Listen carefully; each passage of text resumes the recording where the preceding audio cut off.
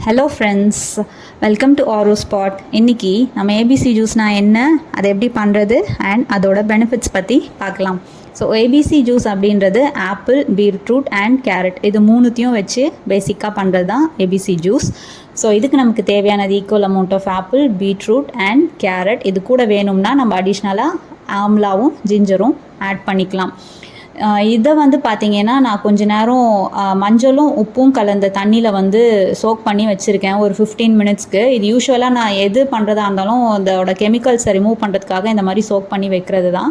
So 15 minutes கழித்து இதை normal வாட்டரில் நீங்கள் எடுத்து வாஷ் பண்ணி வச்சுக்கலாம். ஸோ இதை சின்ன சின்ன பீசஸாக நான் கட் பண்ணி கொஞ்சம் நேரம் வாட்டரில் சோக் பண்ணி வைப்பேன். ஏன்னா அப்போ தான் நல்லா நமக்கு ஜூஸியாக வரும். நான் கோல்ட் ப்ரெஸ் ஜூஸர் யூஸ் பண்ணுறதுனால அடிஷ்னலாக வாட்டர் எதுவும் ஆட் பண்ணாததுனால நான் இந்த மாதிரி அதை வாட்டரில் சோக் பண்ணி வச்சுருக்கேன்.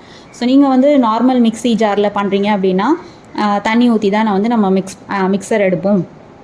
ஸோ அப்படி பண்ணும்போது அட் த எண்டு நீங்கள் பார்த்தீங்கன்னா அதை எதுவும் ஃபில்டர் பண்ணாமல் சாப்பிட்டீங்க அப்படின்னா அதோட ஃபைபர் கண்டென்ட் உங்களுக்கு முழுசாக கிடைக்கும்.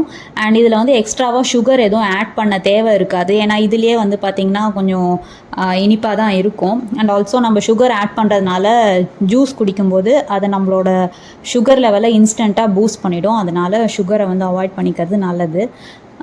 இதோட பெனிஃபிட்ஸ் என்ன அப்படின்னு பார்த்தீங்கன்னா, நம்மளோட பாடியை டீடாக்ஸ் பண்ணும், ஸ்கின்னுக்கு ஒரு நல்ல க்ளோ கொடுக்கும், ஹேர் க்ரோத்தை நல்லாவே ப்ரமோட் பண்ணும். இல்லை நிறைய விட்டமின்ஸ்லாம் இருக்கிறதுனால நம்மளோட கண்ணுக்கு ரொம்பவே நல்லது. பிபி லெவலை ரெடியூஸ் பண்ணும். ஸோ ஆல்ரெடி லோ பிபி இருக்கவங்க இதை வீக்லி 2 ஆர் 3 மட்டும் சாப்பிட்டா போதும். வெயிட் லாஸ்க்கு நல்லாவே ஹெல்ப் பண்ணும். அண்ட் பாடியை நல்லா ஹைட்ரேட்டாக வச்சுருக்கும். ஸோ இந்த ஹீட்லேருந்து கொஞ்சம் தப்பிச்சிக்கலாம்.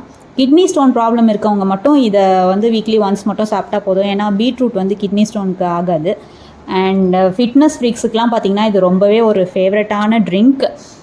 இது எனக்கு ஒரு 400 ml வந்திருக்கு.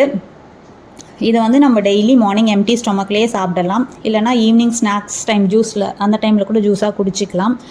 ஸோ ஓவராலாக ஹெல்த்துக்கு ரொம்ப நல்லது.